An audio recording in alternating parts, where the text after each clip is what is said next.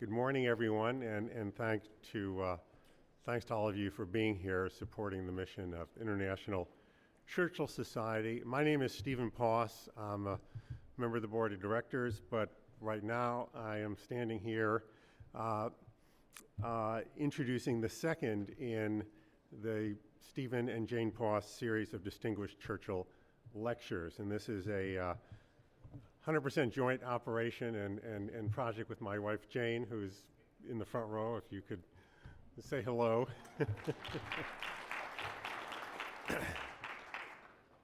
So we conceived this series in conjunction with the ICS early in 2021, and our purpose was to help the ICS in its mission to preserve, promote, and protect the legacy and the history of Winston Churchill, to relate his life, legacy, and lessons to our present and future, and particularly to support scholars, particularly up-and-coming scholars, to do original writing and research. And also, one of our goals was to encourage other donors and sponsors to come to the ICS and promote other such events. Our first Distinguished Churchill Lecturer was the historian and biographer Andrew Roberts, author of Churchill, Walking with Destiny, and he delivered the lecture at the ICS Annual Conference in London. This year, we are very pleased to introduce an outstanding young historian, Tim Bouverie. To put our selection of Tim in context, in June of this year, General Patrick Sanders, Chief of the General Staff of the British Army, gave a seminal speech at the Land Warfare Conference at RUSI, the Royal United Services Institute, perhaps the greatest and most prolific military and defense think tank in the world today. And also, I should note, an organization which, like the ICS, has prospered due to the work, wealth, and wisdom, as he likes to say it, of our chairman, Lawrence Geller. General Patrick, referring to the West's need to challenge the Russian aggression in the Ukraine, famously said, "This is our 1937 moment," and spoke of the need to mobilize the West's armed forces not to provoke war, but to prevent war. And you can't hear the phrase 1937 moment without thinking of what happened in that year when Neville Chamberlain became the Prime Minister, and his policy of appeasement, despite Churchill's call to arms. And now you can't think of the word appeasement without thinking of Tim Bouverie. He came to fame in 2019 as the author of the Sunday Times and highly acclaimed bestseller, Appeasement, perhaps the most carefully researched and best told tale of the political history between the time of Hitler coming to power and the Second World War. I've read every word of that book. It is outstanding, speaking as a connoisseur of histories. And if you haven't read it, I urge you to do so. Tim read history at Oxford, received, of course, a first-class degree from Christ College, then a visiting research fellow at St. Antony's College at Oxford, and he's currently working on his next book, a forthcoming book about the Allies' diplomacy during the war, which kind of follows up on appeasement. Of interest, during the pandemic, when the research archives were closed and he couldn't travel around to do his research, he wrote a book called Perfect Pitch, 100 pieces of classical music to bring joys, tears, solace, empathy, and inspiration. And so he was not just sitting around waiting for COVID to end. Anyway, today he's going to speak on The Gathering Storm, Churchill, Appeasement, and the Lessons of History, and nothing could be more timely. Tim.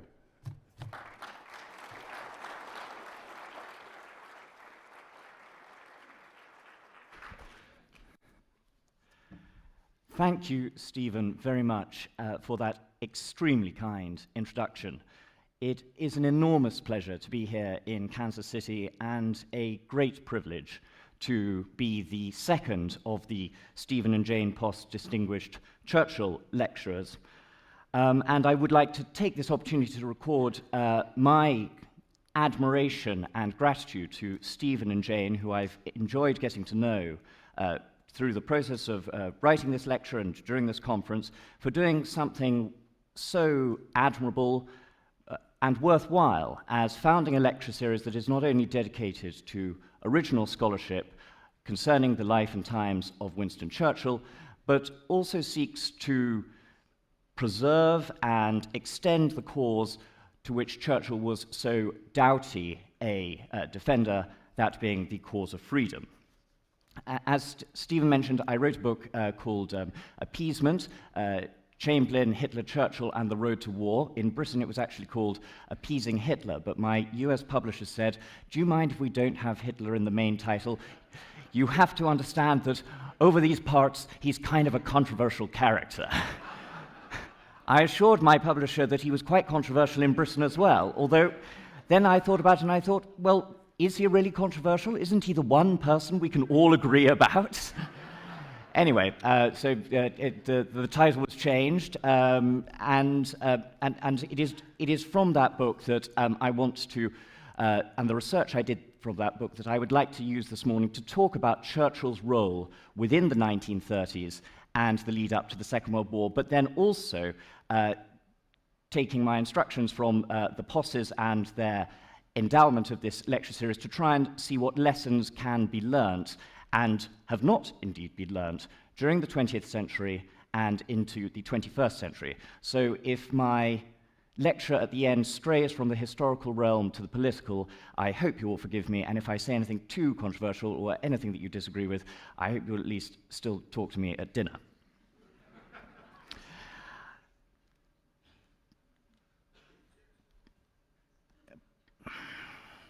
Practically alone among that bunch of thugs, racists, nihilists, and parvenus that made up the senior coterie of the Third Reich, Joseph Goebbels was, as the historian Hugh Trevor-Roper realized, an intellectual, or at least, within that crude milieu, the closest approximation of one. As such, he read widely, and through his diaries he reveals a fascination with the longest-standing and, until December 1941, most formidable opponent of Nazism, Winston Churchill. Much of this, as one might expect, is simply to fuel the distorted reality and vulgar propaganda that the little doctor had made his specialty.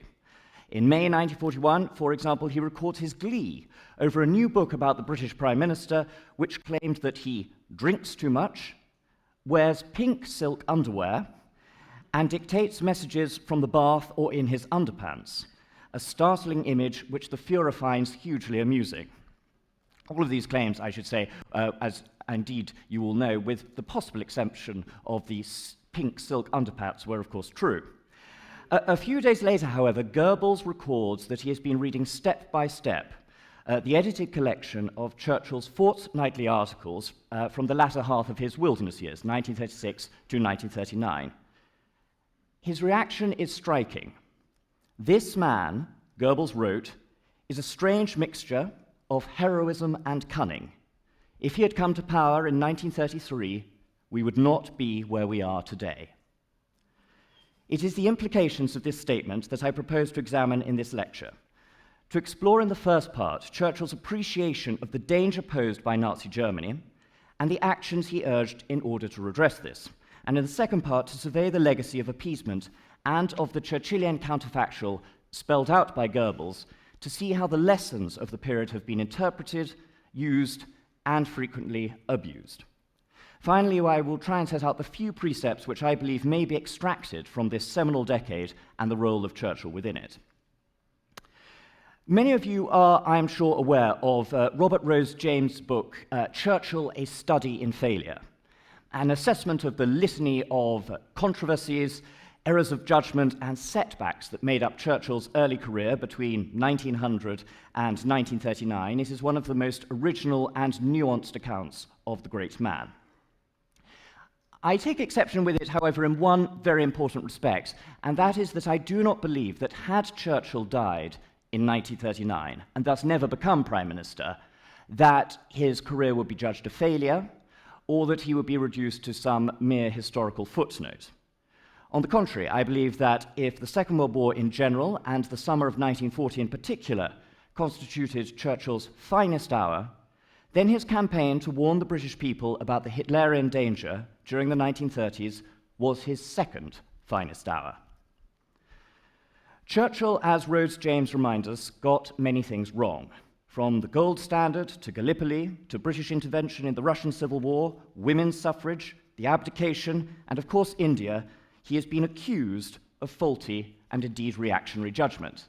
I should state at this point that I do not necessarily endorse those people who accuse him of faulty and reactionary judgment. Certainly there is very strong and convincing revisionist case for some of those policy decisions, particularly Gallipoli, but nevertheless the accusations are there, and some of them certainly can be substantiated. On the supreme issue of his age, however, the rise and challenge of Nazi Germany, he was shown to be right, and right from the very beginning. Churchill's first public warning about the Nazis came in a speech to the House of Commons on the 23rd of November 1932, that is 2 months before Hitler actually came to power. The demand that Germany should be granted equality of armaments with the other great powers was already current.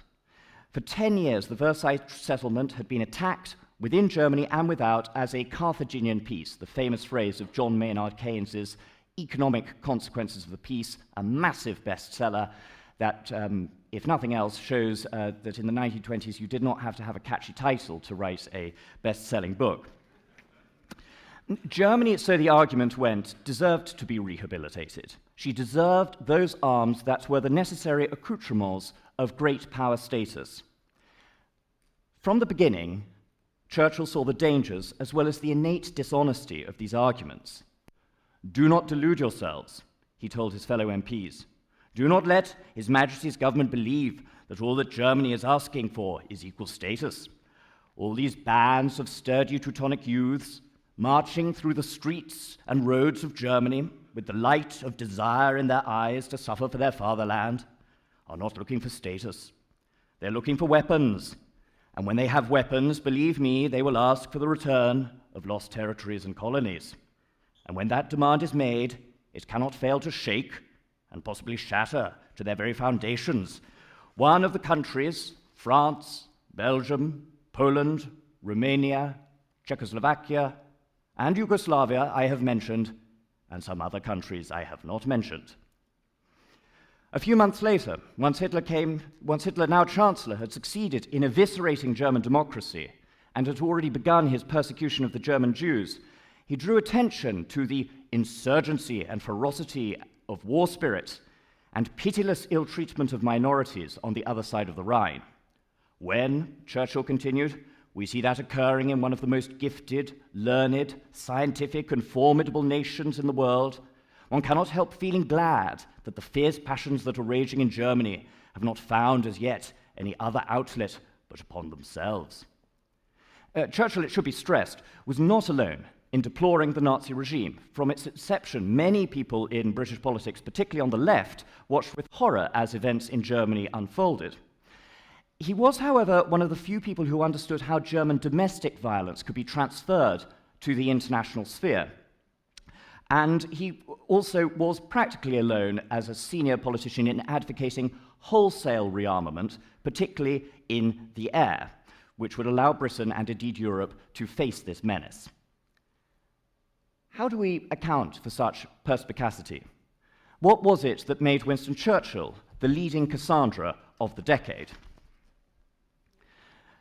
To begin with, Churchill had always believed that Germany, should she be allowed to grow strong enough, was likely to embark upon a war of revenge.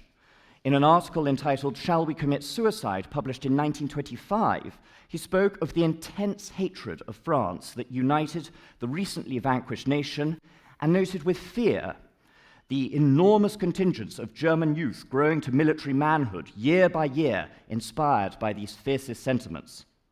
"The soul of Germany smoulders with ideas of a war of liberation or revenge," he claimed, and the only thing that kept it in check was its corporal impotence. Then there was his philo-Semitism, that rarest of qualities in early 20th century British and indeed American society that caused him to react with revulsion against Nazi Jew baiting even before von Hindenburg had invited Hitler to become Chancellor.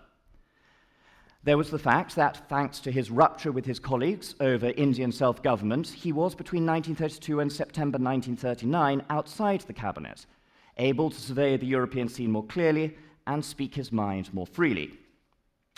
And then there was his sense of history, focused during these years on his illustrious ancestor, John Churchill, Duke of Marlborough, who through a combination of martial valor and military alliance succeeded in forestalling the hegemony of the Sun King.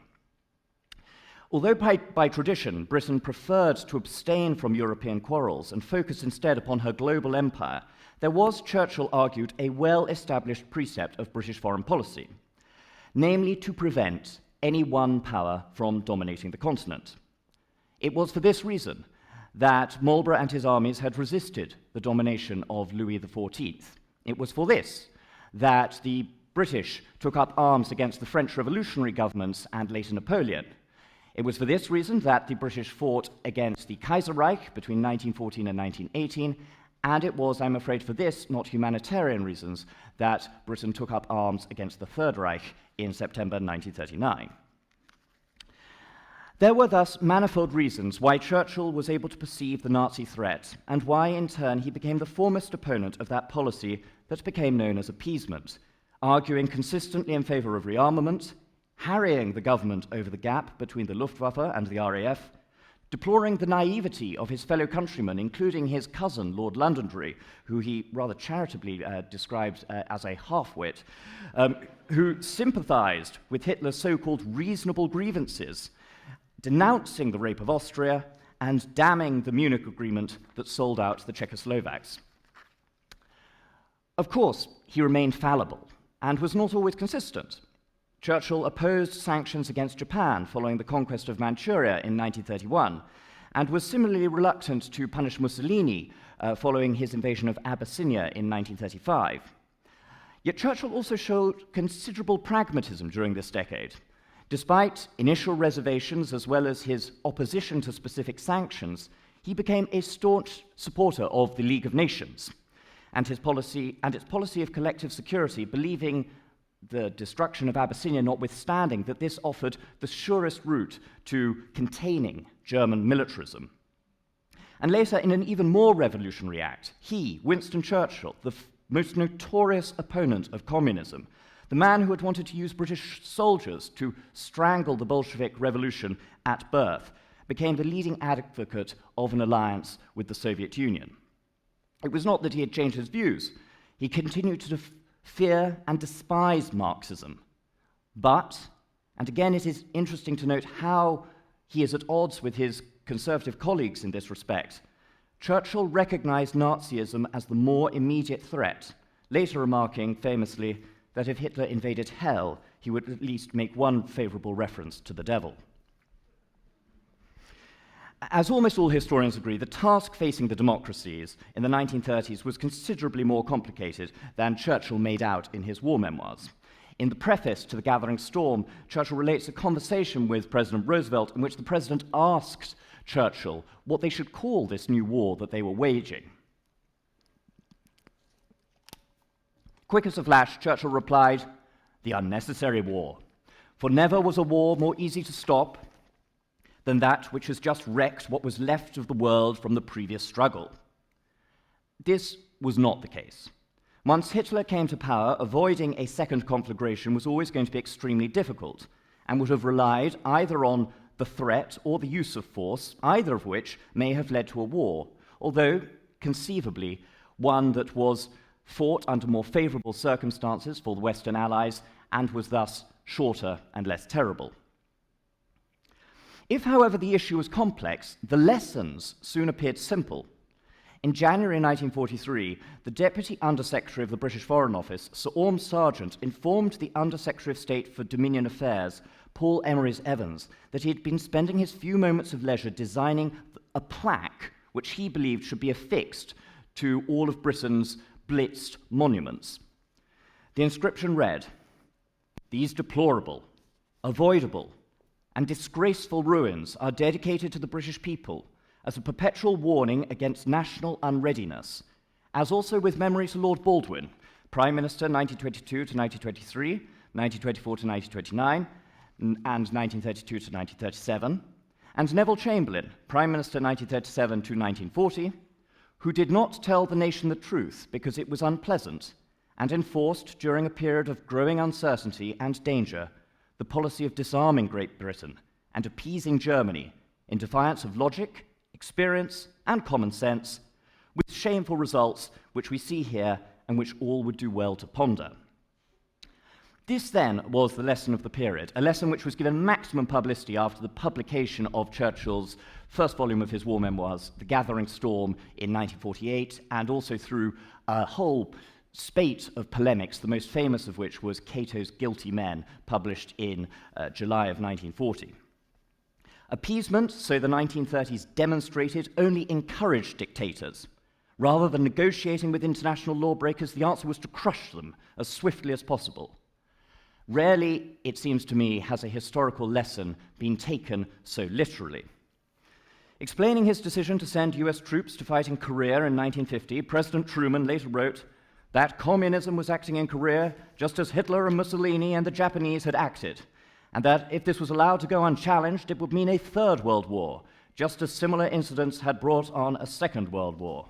I'm not sure that I've quite got the Missouri accent down to pat, so I will not be giving up the day job anytime soon, but forgive me for the attempt. 3 years later, Prime Minister Anthony Eden, haunted by his failure to stand up to Hitler when he was Foreign Secretary at the time of the remilitarization of the Rhineland, tried to depose another mustachioed dictator by colluding with France and Israel in the invasion of Egypt. In April 1961, President Kennedy, who had written his undergraduate thesis on the British policy of appeasement, attempted to topple the Cuban communist government of Fidel Castro by landing a force of counter-revolutionaries in the Bay of Pigs. 2 years later, as the same president stared down Nikita Khrushchev during the Cuban Missile Crisis, he told over 100 million Americans in a television address that the 1930s taught us a clear lesson. Aggressive conduct, if allowed to go unchecked and unchallenged, ultimately leads to war.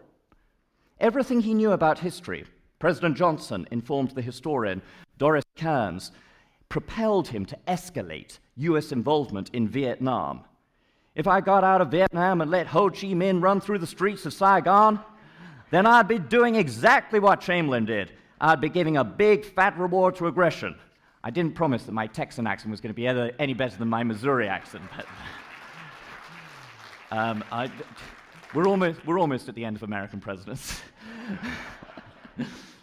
The same argument was used by Margaret Thatcher, I'm not going to do her, who, as the British task force sailed towards the Falklands in April 1982, reminded the US Secretary of State Al Haig, who was then trying to broker a peace deal, that Neville Chamberlain sat at this very table discussing an arrangement which sounds very much like the one you are asking me to accept. I lied, I was going to try and do that.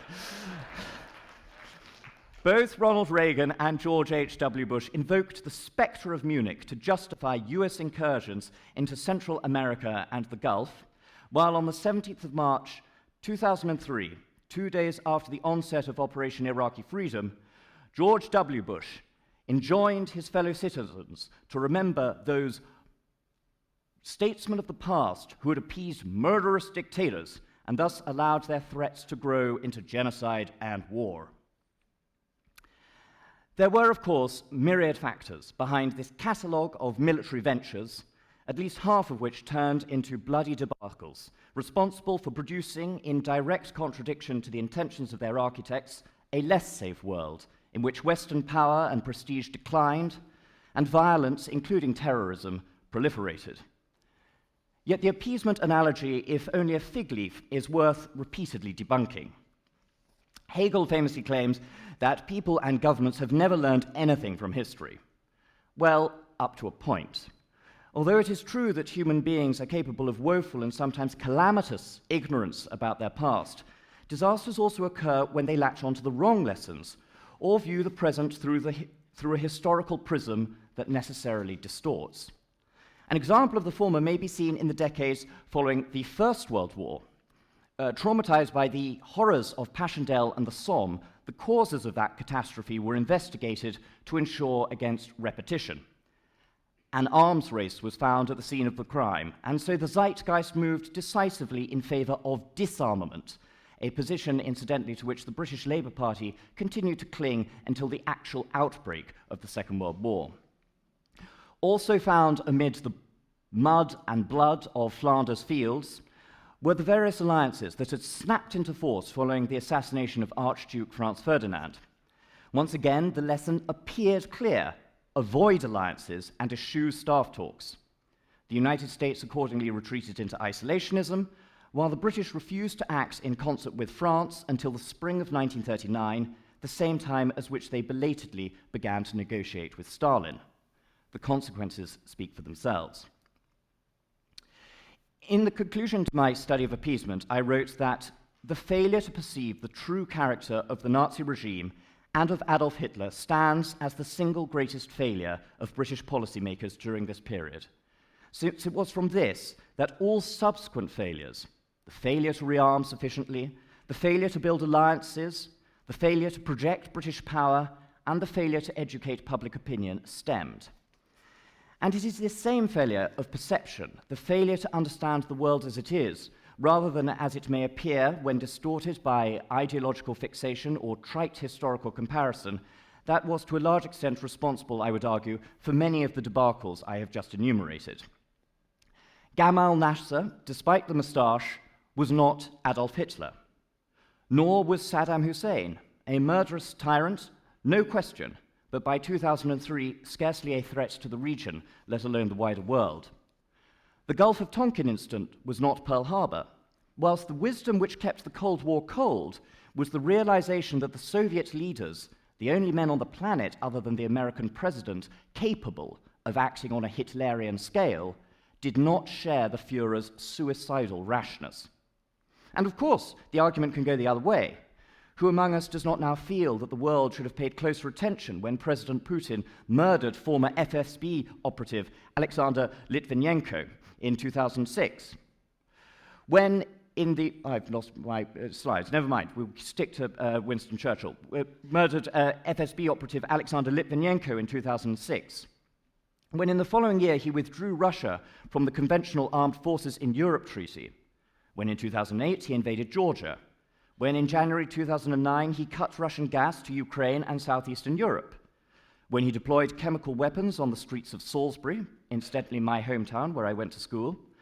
And most importantly, when in 2014 he annexed Crimea and started a bloody war in the Donbass. While all this was going on, London became a piggy bank for Russian oligarchs. Germany scrapped her nuclear energy program and became even more dependent on Russian energy.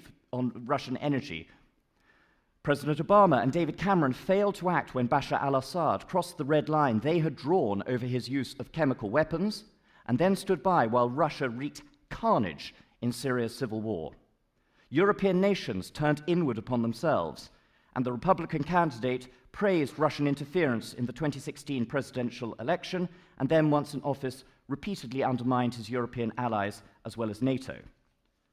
For 5 years, Churchill told the House of Commons after the German invasion of Austria in March 1938, "I have watched this famous island descending incontinently, fecklessly, the stairway which leads to a dark gulf.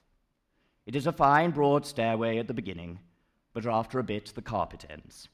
A little further on there are only flagstones, and a little further still these crack beneath your feet." As was shown with tragic consequences during the 1930s, and I believe has been reinforced almost as tragically in more recent decades, democracies, alas, are often capable of harming themselves far more than anything that can be inflicted by hostile nations.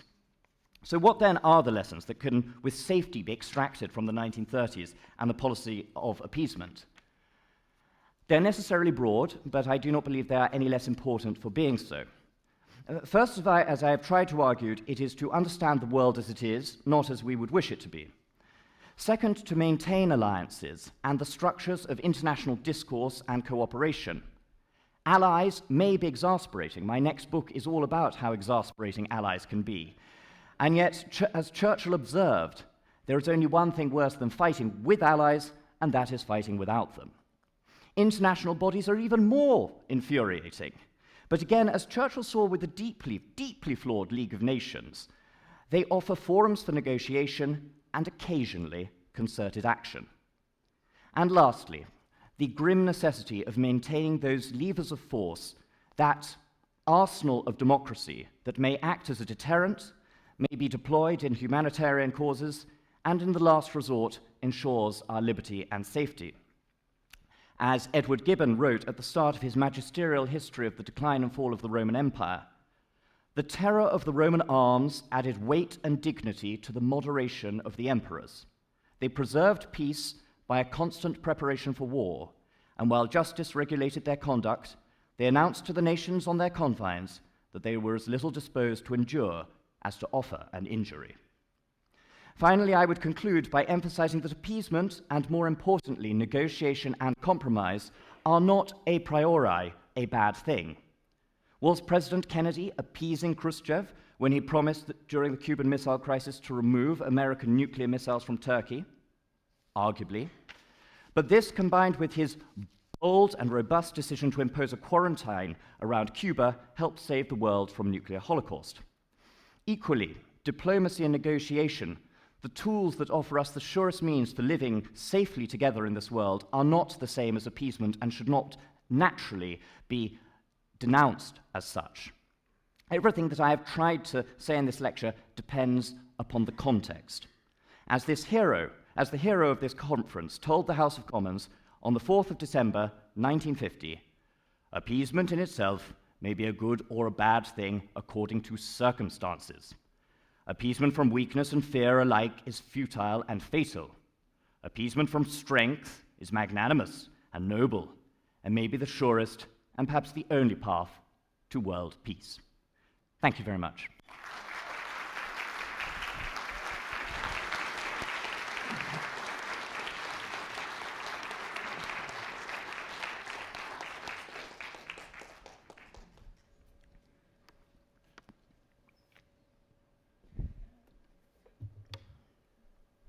Tim, thank you. That was wonderful. On behalf of the International Churchill Society, we'd like to give you this miniature bust of Churchill as a recognition of your speaking today, and thank you. That was truly marvelous.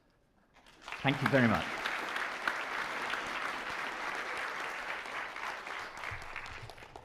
I'm very happy to take any questions or abuse you would like to throw at me. And as before, please walk down to the microphones on either side, or James Taba on your left, or myself here on your right. We'll be happy to come to you. Am I good to go? Okay. Tim, magnificent, and thank you to our benefactors for this experience. Tim, would you reflect backwards and forwards? How did this individual who got so much right get it so wrong in his later premiership with regards to thinking that symmetry was still the order of the day, and his almost obsessive desire that if he could get in the room with President Eisenhower, they could solve the post-war settlement, and then reflect forwards, because it was symmetry that established the last round of nuclear control, and that Putin is now tearing apart. Are we headed back into how do we get back to any sort of form of arms control in this very dangerous age? And again, thank you. Well, if I knew the answer to the second, then I would think I'd be a candidate for the Nobel Peace Prize, but I'll give it a go. But in answer to your first, I'm afraid it is true of most politicians when they ascend to the world stage. To get to become the leader of your country, you have to generally be an extremely competent and charming person. Not always. In Britain, right now, we don't have someone who necessarily fulfills either of those categories. But generally speaking, to get to the absolute pinnacle of politics, you have to be an extremely persuasive person. You've got to persuade constituents to vote for you. Then you've got to persuade your party to vote for you. Then you've got to persuade the country to vote for you. And you think you've got all this way. I'm a pretty persuasive guy or gal. But then you get onto the international stage and you think, well, I can do this, I've been doing this all this time. And that is what Neville Chamberlain thought with Hitler. He really believed, he writes in his letters constantly about the Chamberlain touch and how Hitler would never, ever break an agreement with a gentleman, let alone an English gentleman. And I'm afraid that both Winston Churchill and, to a far greater extent, Franklin Roosevelt fell also into this trap. Churchill has almost a schizophrenic relationship in his internal monologue as to how he could get on with Stalin. Whenever he sees him, he sort of feels that the old bear, Uncle Joe, the rogue, and he are getting on quite well, and he comes back with a lot of optimism, and then Stalin does something dreadful, and he has great pessimism. There was very little pessimism in Franklin Roosevelt. Franklin Roosevelt really did believe, and I think it was possibly the greatest flaw in him as a politician, that he could charm Stalin just as he had charmed everyone else around him. And it goes on and on and on. David Cameron thought that he could charm Angela Merkel into changing the European Union just to suit his agenda. And indeed, when relationships actually do work very well, I think it's often a mistake to attribute the policy outcomes to the success of the personal relationship. The Cold War did not end because Ronald Reagan and Margaret Thatcher got on with Mikhail Gorbachev. It certainly helped, but that was not the reason. It ended because of major geopolitical factors, which brings on to your second question. I think you have to have a combination of two things, as President Kennedy recognized and as President Reagan and Margaret Thatcher recognized. You are unrelenting in your strength, and building up your strength and showing, as Gibbon talked about those Roman emperors, that you are as little prepared to suffer as to give an injury, and yet at the same time you're always prepared to allow somebody to climb down on your terms. I mean, this is what the Cuban Missile Crisis was, a victory for Kennedy, and yet there was an element of secret quid pro quo. Those things can happen. I'm not advocating a quid pro quo about Ukraine at all. That should, the Ukrainians should be victorious, and hopefully very soon they will be. But ultimately, most wars have to end through a degree of negotiation, unless you want to drop atomic bombs, as happened in the Second World War, and now a total Armageddon has happened in Berlin. Tim, a great job, wonderful, and Stephen and Jane, thank you for bringing Tim to the conference. We have seen in recent years that there is nothing settled about history, and it seems the past is up for endless debate. To paraphrase somewhat Lawrence Geller, I'm curious as to how you decided to re-look at appeasement. So the question I would say to you, why you and why now to look at this subject at this particular juncture? Thank you. I got a similar question when I first came to America in New York. Someone said to me very politely, because of course a lot has been written about this before, which I realized was her subcontext was, what the hell did you think you justified you in tackling it again, which I think is the essence of your question. I think that there were two things which I wanted to do. Because unless you're prepared to do a ton of research before you ever get a book deal, you often don't know when you embark upon a book that you're going to discover new material. And there is never also, for most of these things, going to be a smoking gun. Even though I went through the Royal Archives, I didn't hold out great hopes that I was going to discover that the Queen Mother was having an affair with von Ribbentrop all this time, and suddenly that Neville Chamberlain owned a load of shares in the German arms manufacturer, or something amazing. Those sorts of revolutionary things don't happen. But I thought that the 1930s was the greatest era of British journalism and, diary journalism since the 17th century. And so much of the history of the 1930s, I feel, has been written from the perspective of retrospect, and we all know how it's going to end.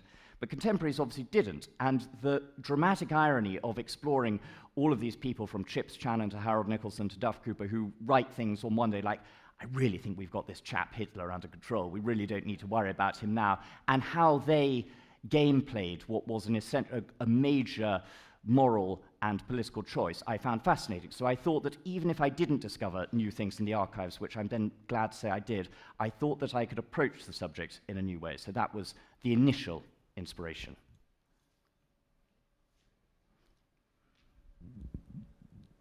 I hope I'm articulate enough. Okay, since oil has enriched Putin, since Japan invaded Asia for oil, and since I just got back from Europe and nobody wants to dig oil in our beautiful Adriatic seas and all that, and the North Sea and all that, how do we change the attitude of oil? Because oil is so necessary for all of normal civilized life today. And we have such a war on oil right now. And don't you think if a change of attitude on oil to enrich, the good countries of the world would help bring about a peace? I think absolutely so, because if there is one crisis that is even greater than the crisis facing us, which is raging in Ukraine, it is the climate change crisis. So if you can reduce dependence on fossil fuels, you're not only going to take away a major stimulant for wars in the past, and one of the primary reasons why European nations, at least, have not stood up to Putin before, their dependence on not just Russian gas, but also Russian oil. You will also be doing a huge amount at this very, very late, almost too late stage to save the planet. So I agree with you. Tim, thank you for a wonderful presentation. Going back to Neville Chamberlain and perhaps looking for something else to learn from the 1930s, he had a rather parochial life as a businessman in Birmingham. I think Duff Cooper once said that the problem with Neville Chamberlain is that he had never met anyone in Birmingham who in the least resembled Adolf Hitler. So it speaks to the question of how do leaders prepare themselves to understand a Hitler or a Putin? Was one of Churchill's advantages to have more of a worldview, to have traveled more, as opposed to Chamberlain, whose life had been more limited in a certain way? I think there's certainly something in that, but you don't have to be a complete method actor to really try and understand the views of your opponents. The evidence, so there is that view, and as someone else said, talking about both Chamberlain and his predecessor Stanley Baldwin, to Baldwin Europe was a bore, and to Chamberlain only a bigger Birmingham. And there was, and then the joke about him looking at foreign relations through the wrong end of the municipal drainpipe. He believed that he could settle international disputes in the same way that he had been very successful at settling industrial disputes in Birmingham during his time as Lord Mayor there. But there was an enormous amount of evidence. This is one, sorry, to go back to the gentleman with the very smart red trousers question. To link the two, one of the reasons I wanted to approach this book was the sheer abundance of evidence which was available to people in Britain, France, and America about what was happening in Nazi Germany from the very beginning stages.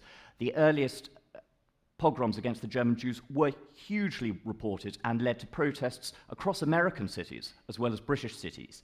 There was an abundance of journalism and books written about this. And one of the most famous books was the book by an Australian historian called Stephen K. Roberts called The House That Hitler Built. And this came out in 1937, and Roberts had lived in Germany, and his conclusion was absolutely devastating, that there was no way that Hitler could pursue his aims without war. In fact, Hitler's aims were war, and all of this was spelt out, and Neville Chamberlain read this book, as he had been aware of other things. We know this because he wrote about it to his sisters, and he wrote to his sisters, "If I accepted the author's conclusions, I should despair, but I don't and won't." Very few of us have to have the same sort of mindset as Vladimir Putin to be able to understand what Vladimir Putin is doing, but there is an abundance of literature and there have been an abundance of warnings about his behavior, which I think, if you have an open mind and realize that the rest of the world is not like us and does not always act rationally or in their own economic interests as we would want to, then that might be, if not the beginning of wisdom, then at least the beginning of not wisdom. Hi, Tim. Thanks for the great insight on appeasement. World has a whole new definition now. Oh, thank you very much. I was looking at the pre-invasion timeline of Hitler, and I just want to point out a couple things. In March of 1938, he announces the Anschluss with Austria and marches and does his business. In August of 38, he continues to mobilize the army. And September 30th, Mr. Chamberlain gets his piece of paper. We have peace in our time. Waves it back. And then 2 weeks later, he marches in and occupies the Sudetenland. So here's my question. Where is the League of Nations in this complete mess?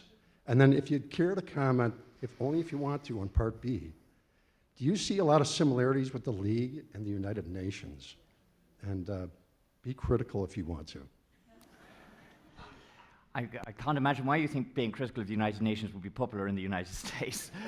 But yes, well, the League was still going. I think the League's last act was to expel the Soviet Union after the invasion of Finland. So it was still trundling along, but completely absurd. But it was a busted flush, really, after the Abyssinian War and the Hall-Laval agreements to try and carve up Abyssinia and to reward Mussolini for his aggression.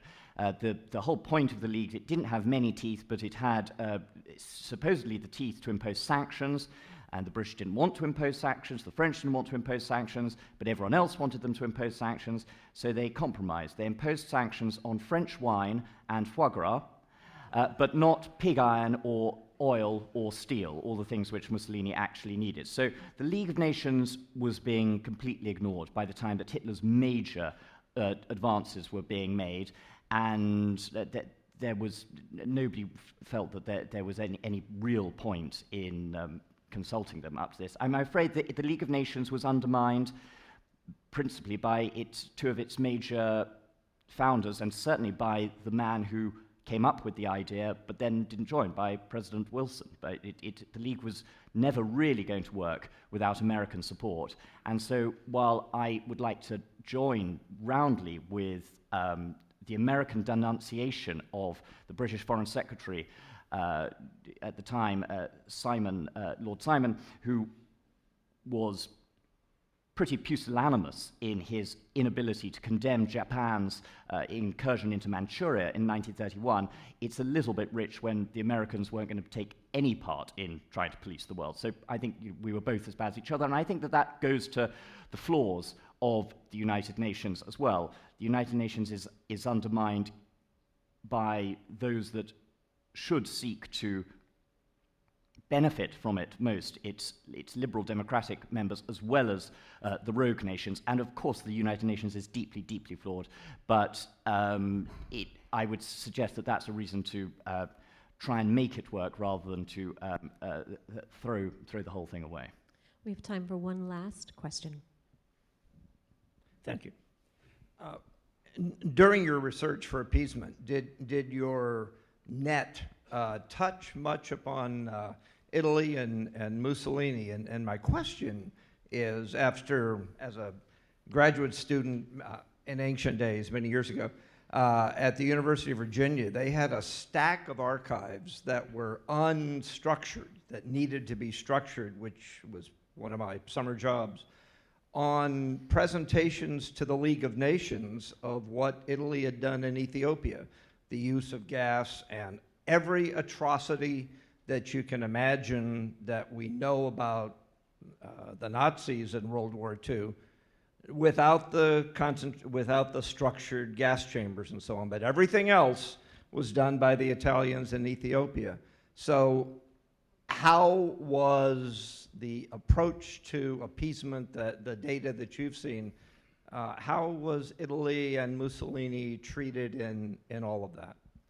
Thank you, sir. It's a very interesting and important question, and a whole lecture could be dedicated to it, but I'll do it in just a minute.